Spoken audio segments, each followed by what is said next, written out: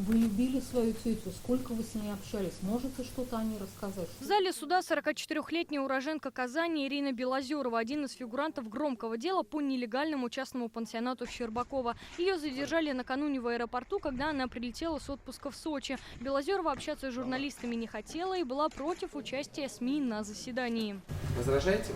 Белозеровой вменяют мошенничество и фальсификацию доказательств. Подозреваемая племянница Алевтины Канашевой. Пенсионерка находилась в доме престарелых. Умерла в феврале. Имущество на 100 миллионов оказалось оформленным на Белозерову и ее маму. По версии следствия, провернуть эту схему помогли действия помощника нотариуса, который мог заверить доверенность, а также врача-психиатра. Он мог выдать справку о психическом состоянии Алевтины Канашевой, хотя ни разу ее не видел. Потерпевшая по делу внучка пенсионерки Александра Канашева. Причастность Белозеровой к совершению вышеуказанных преступлений подтверждается показания потерпевшей Канашевой, свидетелей, изъятые документы и иными доказательствами.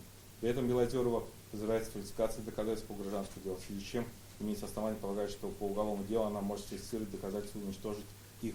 Ирина Белозерова – четвертая задержанная по делу нелегального частного пансионата. А накануне в СИЗО отправили хозяйку учреждения Чулпан Мифтахову, помощник нотариуса и врач-психиатр под домашним арестом. Свою причастность к этому делу Ирина Белозерова отрицает. В суде она рассказала, Алевтина Канашева добровольно переписала на нее все имущество и отправилась в пансионат. Мы с ней поговорили, она согласилась.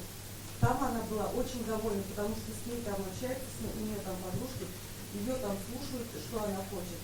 Я на протяжении 10 лет каждый день ездила к тете.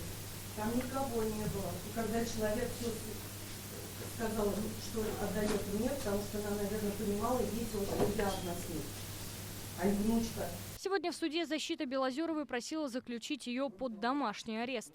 У нее в Нижневене находится дочь. Пусть она совершеннолетняя дочь, но в настоящее время она является студенткой и находится полностью на иждивении. Значит, у нее находится на иждивении мать-пенсионерка. Суд выслушал доводы всех сторон и избрал Ирине Белозеровой меру пресечения в виде заключения под стражу. Данное ходатайство считаю законным и обоснованным. Ход расследования уголовного дела взято на контроль прокуратуры. В СИЗО Ирина Белозерова пробудет до 19 октября. Если вина будет доказана, ей грозит до 10 лет лишения свободы. Расследование громкого дела продолжается. Учитывая, что было 4 ареста за сутки, могут появиться новые фигуранты. Алена Струминская, Адель Миндубаев, ТНВ, Казань.